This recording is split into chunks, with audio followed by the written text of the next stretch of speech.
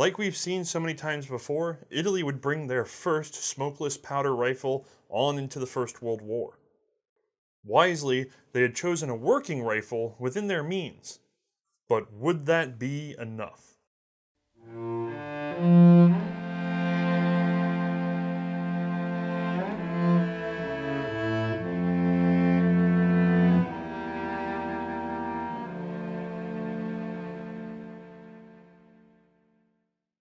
Hi, I'm Othais, and this is the Italian Carcano Modello 1891 rifle. Let's see if we can fit this in the light box. With an overall length of 50.5 inches, you would think that this would be a little bit heavier than just 7.7 pounds. It chambers the 6.5 by 52 millimeter cartridge, feeding 6 from an N-block clip system. The story of this particular rifle starts with a particular Italian, many years before the actual gun. Salvatore Carcano was born on October 11th of 1827 in Varese near the Swiss border. His father died when he was 10, so he began working at an early age. In 1848, he would join the rebel army as a gunner. This is the Lombard artillery. That means he fought in the 5 days of Milan. After the First Italian War of Independence forced him out of Lombardy, he joined the Piedmontese army in January of 1849. He served as an artillery repair technician and rose to the rank of sergeant before his term of service ended in 1852. Now that seems very short, but he was immediately hired by Regia Manifattura d'Armi di Torino, and I don't speak Italian. He would work on rifle designs and machinery designs, and was renowned for his barrel-making skills. Despite better offers from outside the country, especially because of his fame for being a decent firearms manufacturer in this time of turmoil, Carcano never really wanted to leave his home Italy. He was a nationalist, and he believed in the whole unification process, so he stayed and he helped. And in 1868, he would be instrumental in the design of a new Italian breech-loading conversion system. Like so many others in this period, Italy wanted to coalesce this odd mixture of muzzle-loading rifles into one breech-loading conversion system that they could apply to as many guns as possible and really standardize the operation. At first, they were considering the Dorsch Baumgarten needle rifle, but it had some issues that they were concerned about, so Salvatore took a look into the matter. What he worked out was so far from the original that it took on the name Carcano. This 1868 conversion was still needle fire and sported a safety of his own unique design. Now, the needle rifle was a problematic design and would soon be replaced by a Swiss solution, the Vetterli. We're going to work up a whole episode about these guys in the future, but just know now that Italy adopted it as a single-shot rifle, which fired a 10.4mm black powder cartridge and would later fit a 4-shot magazine. And still later, it would get a World War I update. We're doing a whole episode on that for sure. I really only need to cover that the Vetterli received an updated rear sight in 1876. Now, this was designed, of course, by Salvatore Carcano. It was easily adjusted, easily read, and it would be slightly modified and planted on our rifle today. Now, the Vetterli was a robust system, very advanced for its time, and it would serve for a number of years. The Italians really weren't in a rush to replace it, even after the French adopted the smokeless 1886. They had their eye on a new gun, but they weren't panicked. What did get them moving, though, was their good old adversary, Austria-Hungary. These guys in 1886 had just released a black powder rifle, and so the French threw them for a loop. They would then go on to form 1888 semi-smokeless and modify it again in 1890 to get a true smokeless rifle with the new 1890 cartridge. That cartridge finally got the Italians moving. A commission was now formed under General Gustavo Paravicino, and as an initial stopgap measure, one Major Antonio Benedetti would go ahead and replace the black powder in the 10.4mm cartridge with smokeless powder. This would close on 2,000 feet per second, Not really, but it was helping, and even though it couldn't compete with the 90, it bought a little time. That smokeless powder, by the way, was ballistite, and it was provided by Alfred Nobel. Nobel had tried to sell it to the French government, but was refused, so he would pass it on to Italy, which caused a major scandal. He was accused of treason and espionage, and banned from continuing either research or production of explosives in France. Effectively being banished, he would move to Italy, where he would spend the remainder of his life. Returning to Benedetti, he was a fan of the Swiss research into small bore ammo. Real small bore. You see, at this time with the invention of smokeless, we were of course reducing from like 12, 11, 10 millimeter cartridges down to 7, 8, really about 7 and 8. But the Swiss were really looking at things like 5.5 through 6.5. These are small, lightweight cartridges that managed to get the same force on target by going faster overall. Real high speed, flat shooting things. The big benefit on these guys was you have a longer point blank range. Just to review, that's the region of a bullet's flight path that falls within a standing human torso. Flatter shooting cartridges had longer point-blank range. More important to Italy, however, was the weight savings. Very recently, in 1887, they had been humiliated by the Ethiopians at Dogali. Here, Ethiopian forces totaling some 7,000 men fell on just 500 Italians on their way to reinforce another besieged position. The better trained and equipped Europeans held their own, up until the ammunition supply was exhausted. After that, only some 60 or 70 survived by fleeing in the confusion of the massacre. Italian leadership was convinced that the major problem with Dogali, not logistics, not, placement or tactics or anything like that. No. It was just that they ran out of ammo. That obviously was the only real deep contributing factor.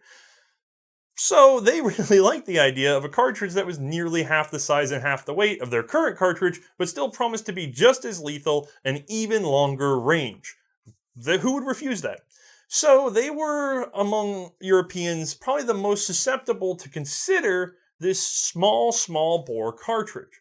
Now, around that same time, very late in 1889, they also started taking in submissions of rifles, and this included the usual names, Mauser and Mannlicher, James Paris Lee, and some natives like Bertoldo and Vitali. These are going to end up either being dismissed or put on pause, though, because they're still working on ammo, which, after 4 months or so, was just about ready. And this spawns a military classic, the 6.5 by 52 millimeter cartridge. This bottle-nosed Malicourt jacketed ammo would be the first adoption of a military 6.5mm and lead to many other nations trying the same. For its time, it was indeed advanced. Unfortunately, that bottle-nose was obsolete by 1910, and it would remain all the way through World War II because of the Carcano's feeding mechanism. I should say that the first version of the cartridge in testing was rimmed, but that was quickly dropped to save even more room in the magazine and ease feeding in auto-loading systems. Unfortunately, that new ammo was being a little problematic in testing because, despite its excellent performance, it was tearing up the barrels. There was a lot of wear at the throat, and sometimes the jackets were being sort of degloved, or the bullets themselves were breaking up. There was a lot of strain in that barrel. Now, a solution would be found by a Lieutenant Colonel Pietro Garelli Colombo. I can't believe I got through all of that. In gain twist rifling. If we look at a regular barrel with a constant twist rate, we see that the bullet is being spun up to its 3,000 or so RPMs nearly instantly. But with a gain twist rifling method where that twist rate is lower at the beginning and tighter at the end, we see that that bullet gets just a little extra time to spin up, subjecting it to slightly less stress. This reduced wear on the throat of the barrel, and according to the Italians, it eased up on the damage to those jacketed bullets, although I wonder about their quality to begin with. The merits of gain twist rifling are, compared to the effort to develop it and instrument it across all these rifles, debatable. And the technology existed before the Italians got to it. It had been around for some muzzle loaders. But for some reason, they treated this as a military top secret. And so for many years, they did not let on that these barrels were gain twist. As a matter of fact, when trials started up, pretty much immediately, the outside submissions were given 6.5 millimeter Italian barrels. These were constant twists. They didn't want anybody to catch wise to their gain twist secret. It's so impressive. Anyway, Italy would obviously take ideas from the outside, but they didn't actually end up using any of the rifles from the outside. Instead, the system kind of came down to a trial between two competing designs. Number one being submitted by Torino, and number two being produced by both Terni and Torre Annunziata. Now, both guns were produced into 1,000 units and issued for field trials. Now, this is the part where things get a little confusing for me. Every source I've seen references the number one as the winner of the trials, as the gun that looks almost exactly like this one, and therefore goes on to be the Carcano, and therefore I guess retroactively we must assume that Carcano was working on the number one the whole time, even though I don't see that explicitly stated anywhere. However, as much as I want to just believe that, and these are great sources, don't get me wrong, the one good source that had photos of the number one and number two rifles, assuming they are correctly labeled, it doesn't quite line up with that narrative. But since I can't repeat that property, I've worked up some line drawings from what I saw. A little hazy, but I think you guys will get the point. Assuming both the pictures and my interpretations are correct, this is a German language book that I am linking below. Go check it for yourselves, guys. The number one really looks to be a Gewehr 88 derivative design. It is extremely similar to what we will see in the Steyr-Mannlicher 1893 series of rifles, complete with a Mauser flag safety and an Italian barrel and rear sight.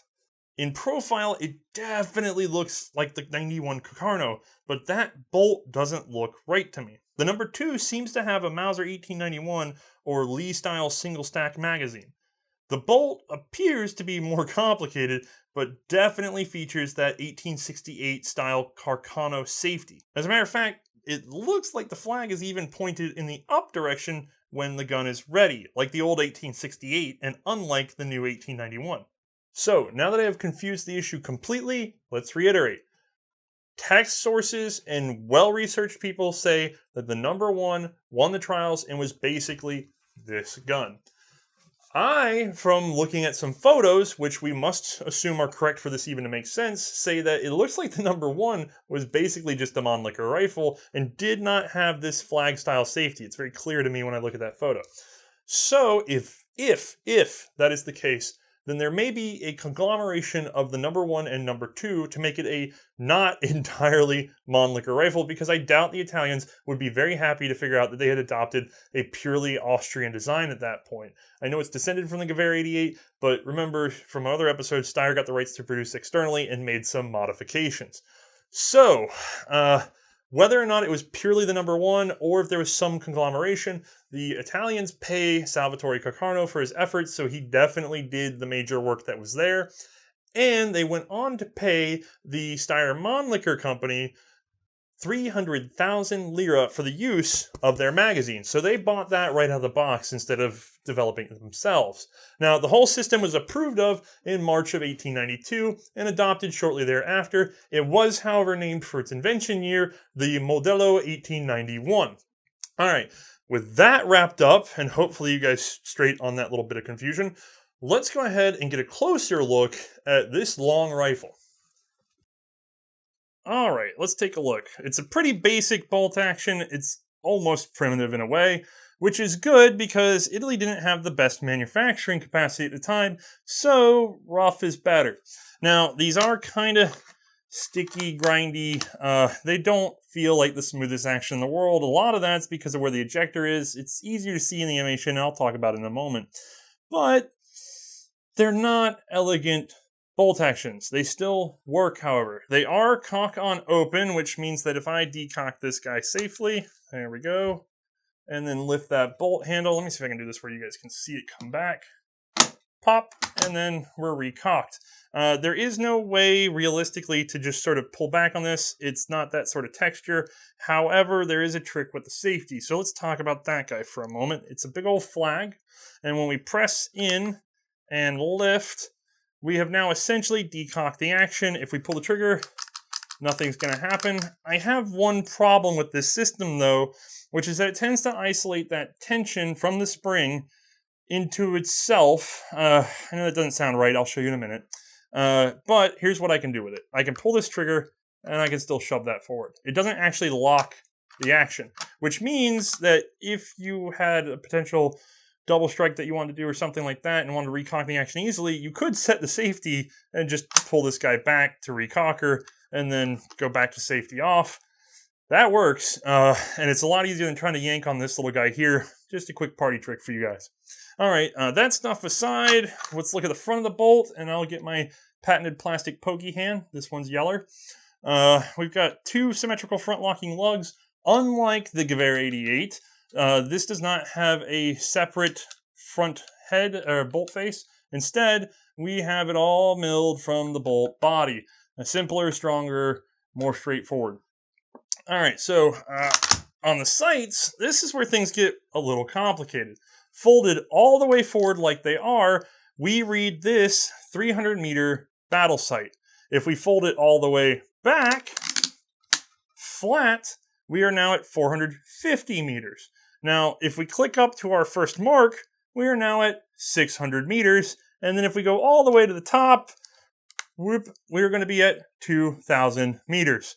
So 3, 450, 6 to 2. Got it? Okay, I hope so, because there will be a test later. All right. Let me spin this action around.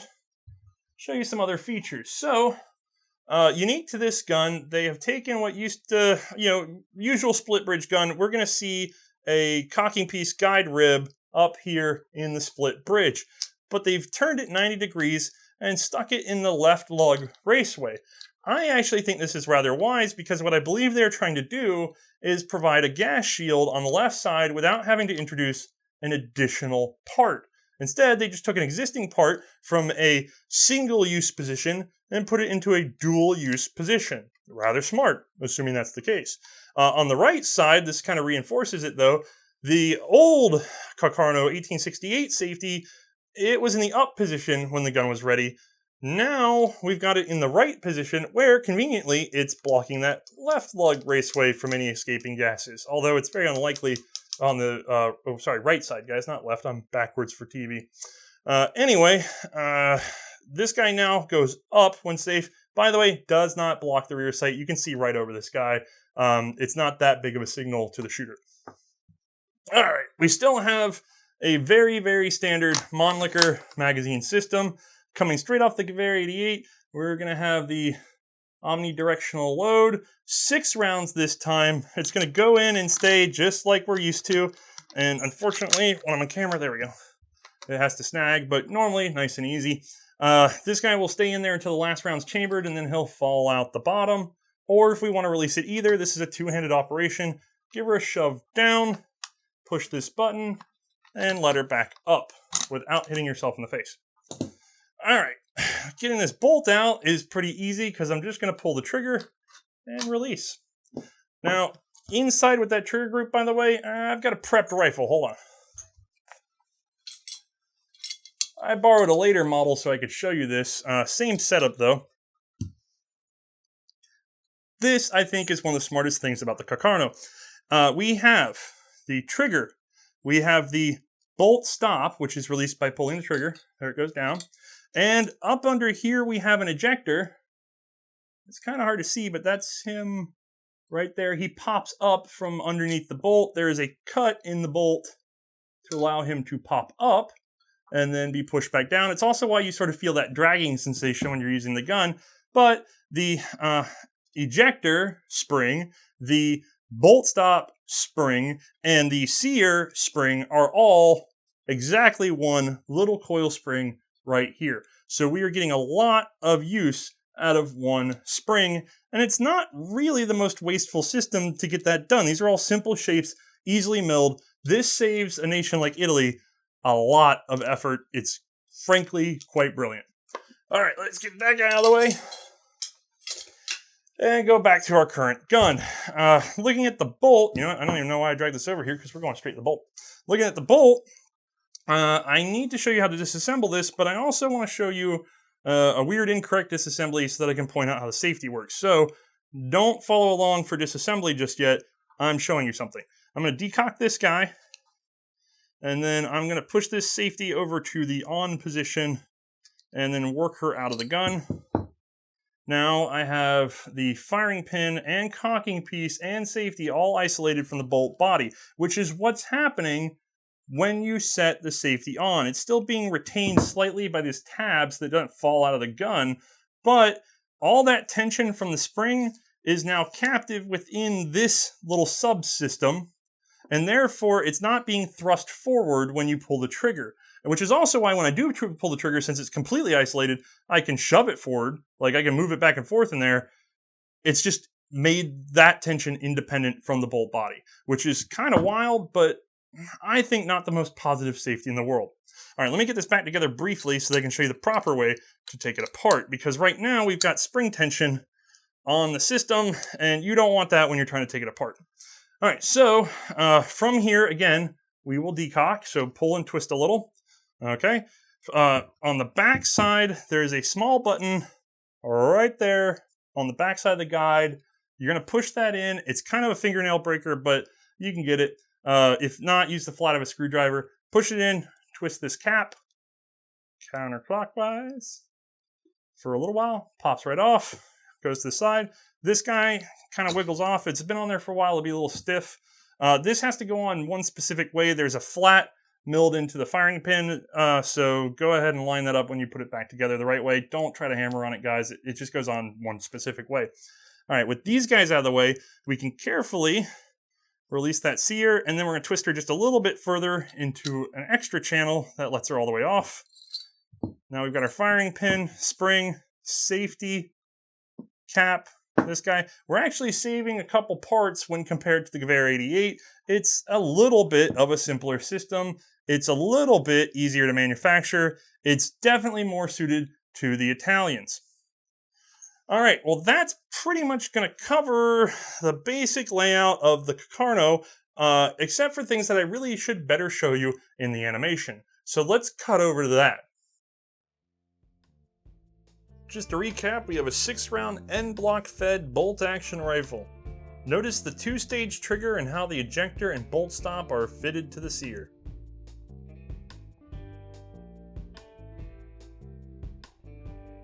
All again using one spring.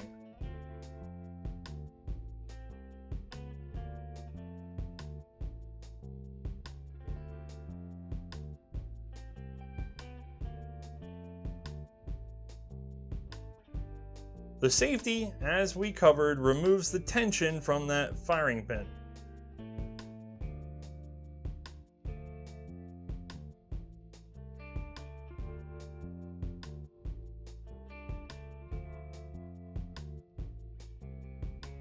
Also, that magazine, while similar to the Gewehr 88, has been simplified thanks to the efforts of Mannlicher.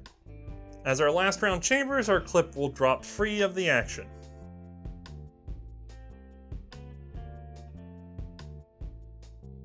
All right, let's hand this over to Mae. First, we'll load 6 rounds, line up my sights, and the action feels so gritty.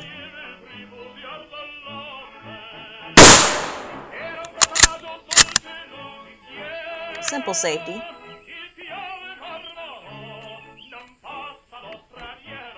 Just make sure to push it all the way in.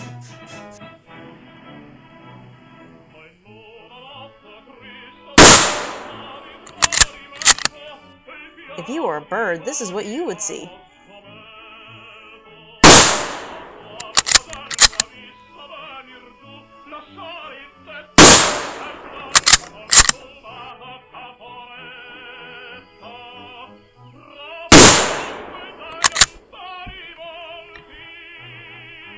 All right, Now to slow things down.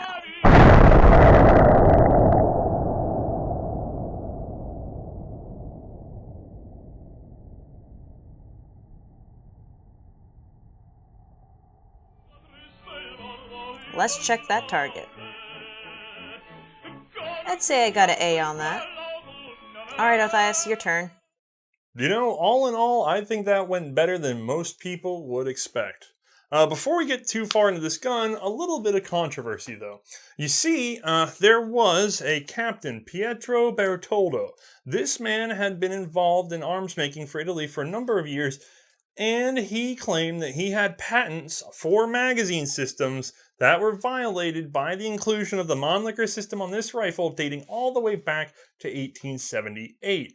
He wanted that Army Commission to pay attention to him and pay up. Now, at first, the Commission was amenable. They thought, oh, you're right, you've done a lot of work on magazine, and they did use followers like this, and we should probably reward you for that because we like having, our own people develop internally. And then at some point they realized that the minute they said, yes, you deserve to get paid, he might just demand 300,000 lira because that's what they paid Mannlicher. Now, there's no sign that Bertoldo wanted this much money, but it kicked off a bit of a battle, and in the end, Bertoldo would even complain that he had his commission threatened over these complaints.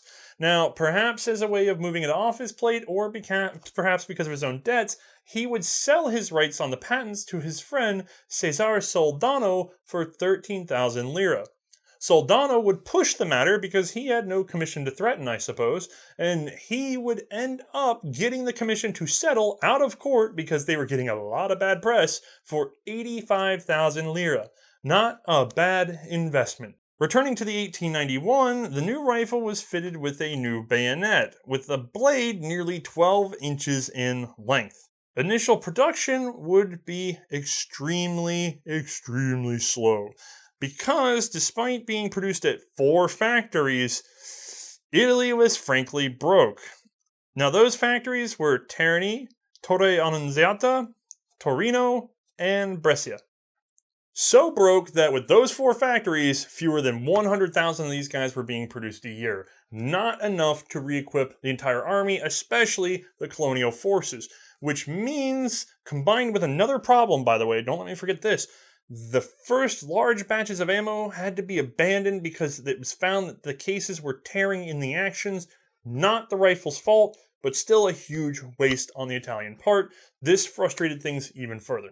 But anyway, the Italians managed to get themselves into another conflict, the Italo-Ethiopian War, which I encourage everybody to read up on because it's fascinating, without being able to involve the new Carcano.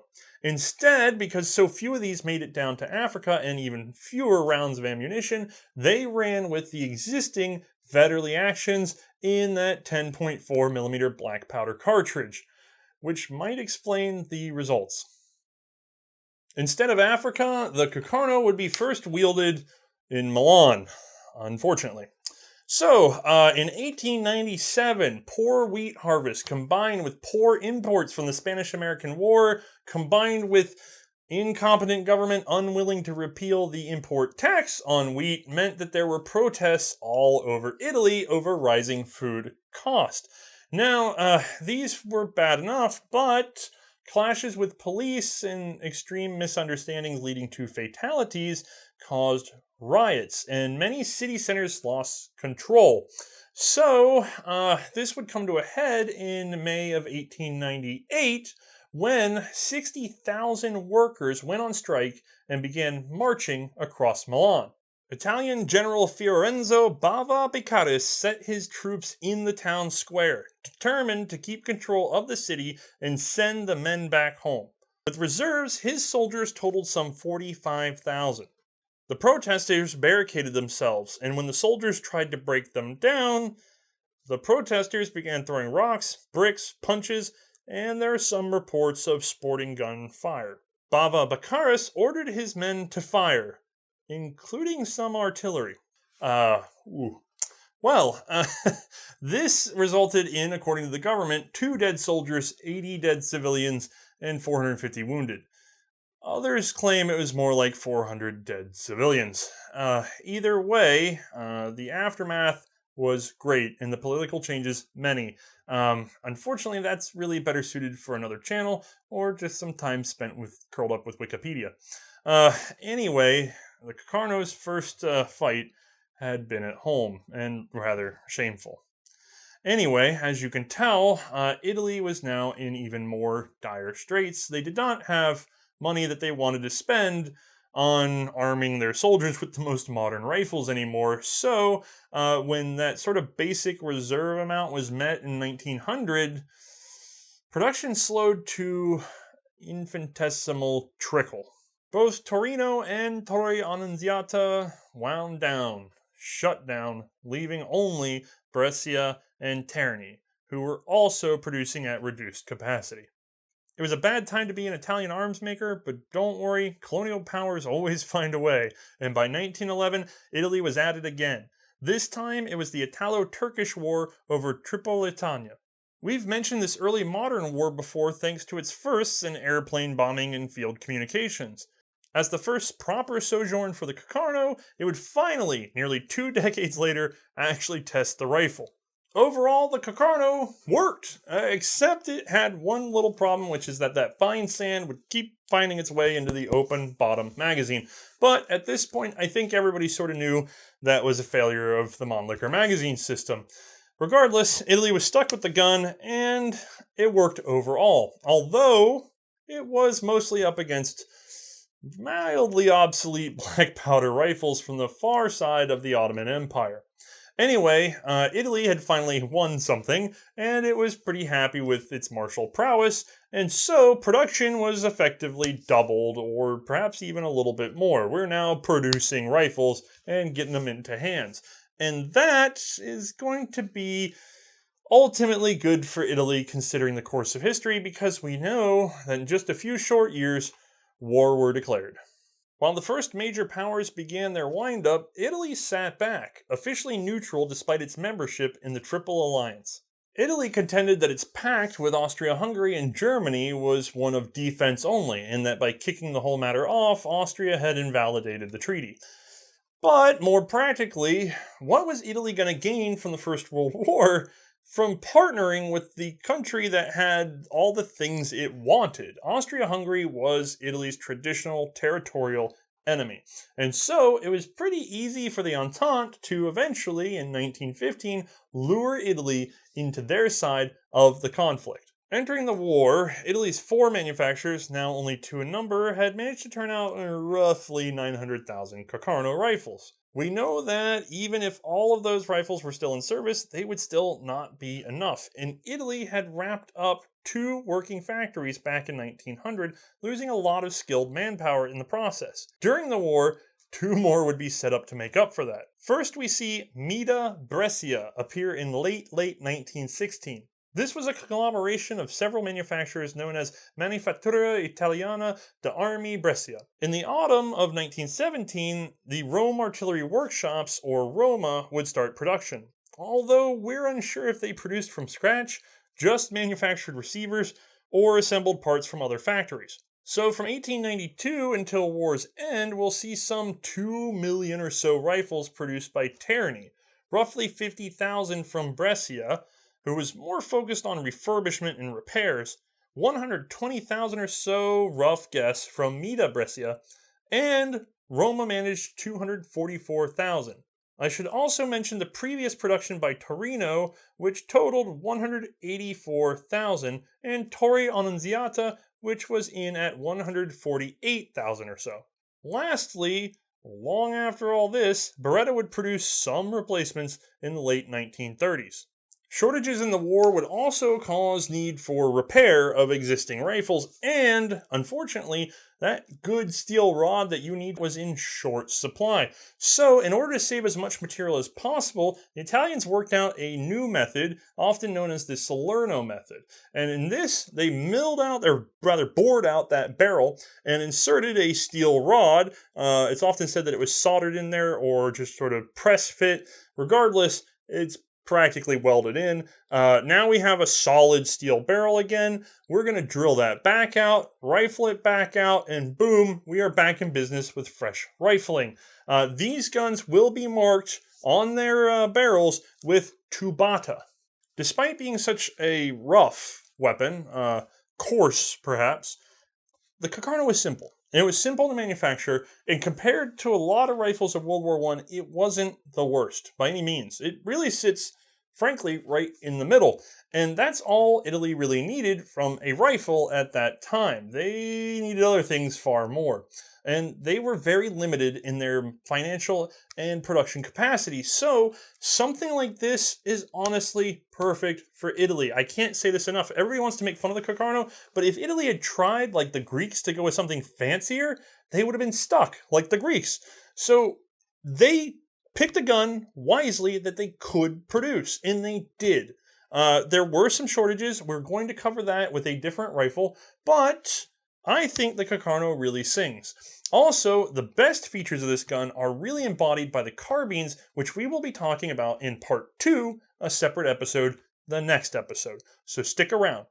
Anyway, this gun would serve all the way up until 1938 as the primary arm of Italy, when it was replaced by a standard short rifle, the M38, which was again the Carcano. This time with a fixed rear sight and chambering a new 7.35 cartridge. There's a whole lot of history that we are going to cover once we get out of World War I on this particular gun. It's fascinating. But the short story is the late adoption of the new cartridge really didn't work out for the fact that Mussolini then threw Italy into another conflict in World War II right away. So the logistical mess that followed from trying to maintain two cartridges meant that they had to drop the new one and go back to that bottlenose 6.5 throughout World War II, which means good old 1891 long rifles are still pretty apparent all the way to 1945, serving in World War II and the Italian Civil War. As a matter of fact, the long rifle concept did not die with the M38. By 1940, Italy realized they weren't getting quite the range they wanted out of those short rifles with the old 6.5 instead of the new 7.35. So another rifle design was put forward, this time using a barrel-mounted rear aperture sight. Unfortunately, even that change was too much for the overstressed Italian industry, and they would last minute switch that for a traditional carbine rear leaf sight, which was attached to the rifle and sighted up to 1,000 meters. This became the model 1941, the last gasp of the Carcano. Another user of the Carcano was Albania, who purchased them and used them as their primary arm through World War II.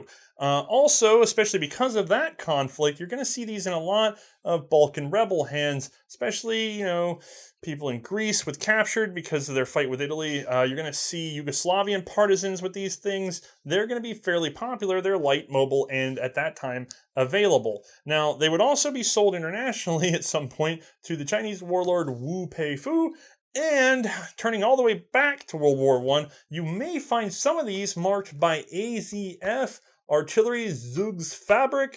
That is an Austro-Hungarian inspection mark from their capture and reissue of these Italian weapons. Salvatore Carcano himself would see very little of this use because he retired in 1896 and he would pass away in 1903, really before the Carcano got to fight.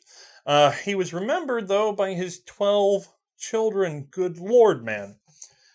Anyway, while we're talking about this Carcano, I need to point out that I know a lot of you have already gone screaming to the comments to mention Kennedy. Wrong rifle. That won't be around until 1938, so stuff it, guys. Anyway, let's go get Mae and see what she thinks about the 1891 long rifle Carcano.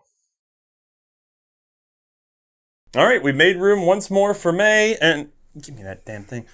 Anyway, let's get her opinions on the Carcano 1891 long rifle.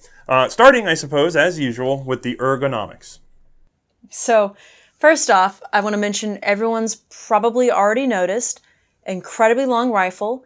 However, surprisingly light. Actually, out of all the rifles we shot so far, even being 50 inches, this is fairly light. I was not expecting that. However, I will mention, it is narrow, and the wrist down here, it's a straight wrist. I'm not actually a fan of that, because if all of you noticed, I actually like to put my thumb to the side when shooting, which whatever, that's my preference, deal with it. However, whenever there's a semi-pistol grip, I'm able to rely on the bottom of the actual buttstock to kind of pull it back into my shoulder. But with these straight wrists, it's just not doable. I have to kind of rely a little bit on the comb up top. I have to like use my palm almost to push into it to bring it back into my chest. So not a huge fan of that, but again, I believe that's just a preference thing on my part. As far as the action goes, it is gritty. I believe Othais has probably mentioned that before. It just feels like, even though this is clean, it feels like it needs to be cleaned. It just doesn't feel smooth to me. The next thing I want to mention is the loading process. Honestly, I thought the in-block loading was incredibly smooth. It was easy to push pop in, and whenever it's dropping that clip, it's a positive drop. I definitely feel like there's no snagging, that it just gives away after the cartridge has been removed instantly. It just drops instantly for me. The last thing I do want to mention, by the way, is the safety. Now, I actually like the safety on this one. It was simple enough. However, I noticed that if you don't push the safety in all the way, it kind of wants to move the bolt with it. I mean, you can even see it doing that here on the video. You just got to make sure you positively push in to rotate. But other than that, ergonomics-wise, I actually liked this. Yeah, I'm afraid that the Carcano, while surprisingly light, surprisingly well-balanced, and honestly very friendly in many ways, as we'll see, that safety is weird to me. I already pointed out that I don't like how it doesn't positively lock the safety, and Mae is also right. It is very easy to not quite push that button all the way in, especially when you're fighting all that spring tension. You will accidentally move that bolt handle very easily because the gun doesn't have like a positive lock, an actual holding force that keeps the bolt shut. Most of these other guns we're going to see, and I probably should point these out more often, I'm sorry guys, they'll have little mini lugs or other angles or sort of pressures to the fitting that they keep that bolt handle where it wants to be closed a little more than it wants to be open. Carcano does not seem to do that. There's no extra weight to moving that first little bit of the bolt. Yeah, I kind of wish they'd moved the safety to the other side. I feel like that would have just made it so much easier. Yeah, it still would have served as a gas shield as well, as far as we understand it. But regardless, let's go ahead and talk about actually firing the Carcano now. So first up, before actually firing the gun, I want to point out these sights. I love these Carcano sights because it is a very deep V-notch. Like, they're a little bit bulky, don't get me wrong, and they kind of stand out, so I feel like maybe they might be a little more prone to damage. But they were easy to read. I was accurate with them. I like them a lot. So good job on those sights, guys. The next thing I want to talk about is the trigger. I thought it's basically a little bit below average for comparing to a Mauser, if I want to put it in that like range. It wasn't bad, but I've definitely shot worse. It was okay. It wasn't my favorite. The next thing I want to talk about is the recoil. I didn't think the recoil was bad at all, actually. If anything, it compared a little bit to the Arisaka Type 30. It's a very light 6.5. I thought it was great. I could handle the recoil just fine on this one all day long. No problems. And the last thing I want to talk about is the camming action on this one. It's cock on open, and honestly, I was expecting it to be a little bit rougher. However, for this one, it is actually surprisingly smooth. It's like they polished the camming action and nothing else, just didn't give a shit about anything else.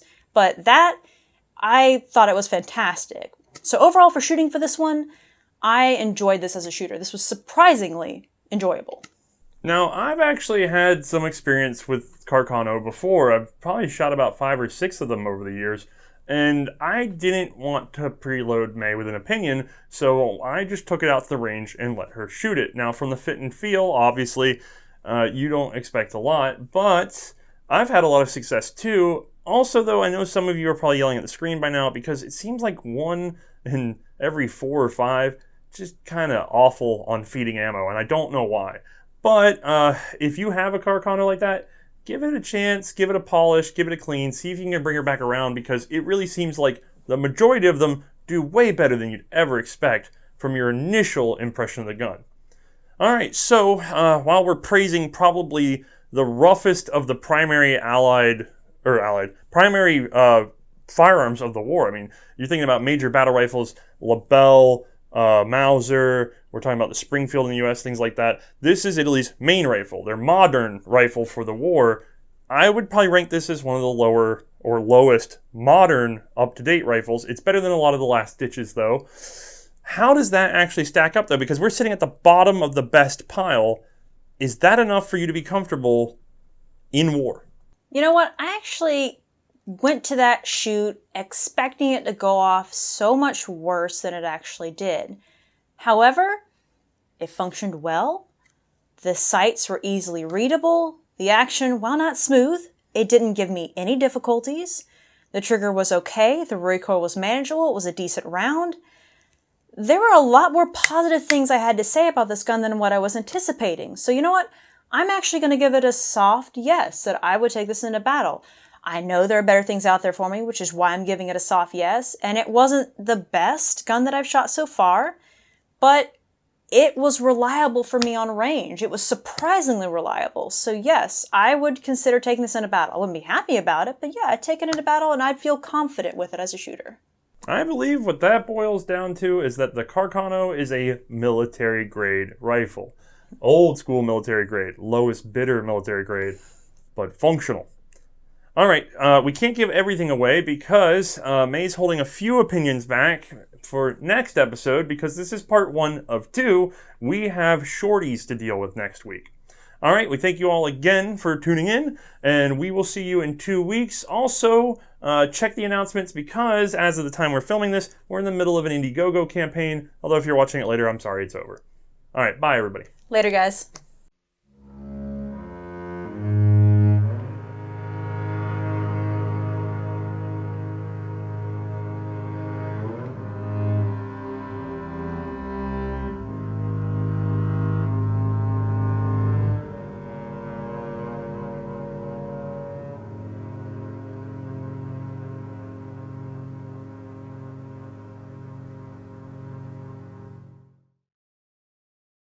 Hey everyone, I am going to ask you all to rely a little bit more on these updates because I have prepped 4 episodes almost completely ahead of time. I just have some final editing to do, probably about 4 or 5 hours for each episode to wrap up. That's going to give me a huge amount of time for about 6 weeks or so. I need that time though to put into solving the Lewis conundrum. A lot of you have been asking about machine guns. We've filmed 2 technically. The problem is in the disassembly phase when we're out on the road, there's things I couldn't get to. I've got to get some parts in so that I can photograph and rework to get the animations worked out. The machine guns are very much a totally separate production procedure from everything else. They are coming, and I have now made time for them. So it is happening. It's all ready to go. Now, also, while we're talking about preparing ahead of time, keep in mind these episodes take months to prep before we sit down and do the actual filming and editing and animation that didn't take, dozens and dozens of hours to prep. So there's a little bit of a scouting, and then there's some hard work. And then I have to keep kind of cycling between the two so that I can scout out enough to cache that hard work so that then we can push through it. And I'm doing both of those jobs, scouting and all the producing, so it's a little rough. So if you guys know a good resource or collector that has some World War I machine guns and things like that might be a little closer to us down in South Carolina, let us know, because any little bit of extra savings means that we can produce more, faster, easier, cheaper. And on that note, don't forget we are currently in the middle of our t-shirt Indiegogo. This will not apply to people that are watching this a little bit later, but there's probably about 3 weeks left in this thing, and we are already double funded. I've already had an announcement video launched for that by the time you're seeing this. But thanks for the support. We appreciate it a lot, and we're going to try to do more projects like this. For those of you who are newer to the show, because I know we've quintupled our numbers since last December, we try to do a poster once a year, so around November, keep an eye out. There'll be a poster in time for Christmas time every year. We really like doing those, and we really like our poster guy. But as much as we like doing these sort of little merchant projects, they take more time, and there is a margin. So when you see that big number on Indiegogo, we're going to get probably less than a quarter of that because we actually have to pay to ship everything, and shipping's rolled in. We have to pay to have everything produced, no matter how good the margin.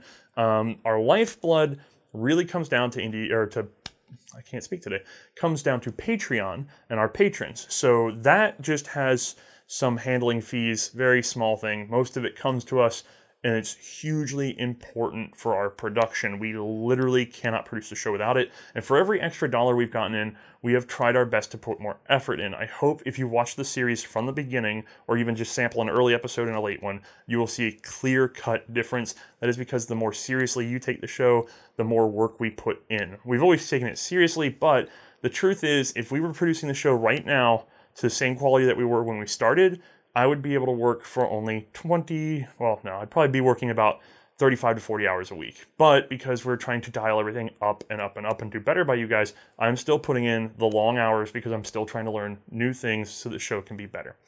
All right, also, while we're talking about planning ahead and working with more and more people, I want to say a special thanks to Riccio, who we reached out to months ago when we heard that he was coming out with a new Carcano book, which actually we managed to get, thanks to him, in advance. Now, this isn't paid or anything. I just asked him months and months ago what it would take to get one of these guys because I was working on the episode already, and he was kind enough to have one sent right over from the first available batch of printing, and we got it a little bit ahead of time, and it is fantastic. This is going to be your best English language source. There's slightly more technical out there in a German language, but good luck, guys. It is a very hard book to find and very expensive, and honestly, I don't know, but most people would be happy trying to fish through all that versus this lovely laid out piece.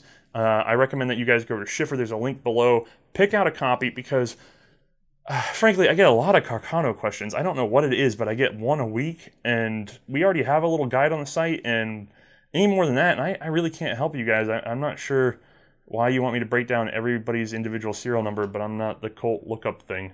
I can't keep up with it. So buy the book. Please, everybody buy 6 copies of this thing, and my inbox will be a lot cleaner. All right, that's it, and I thank you all once again for watching, and we appreciate the support. Bye.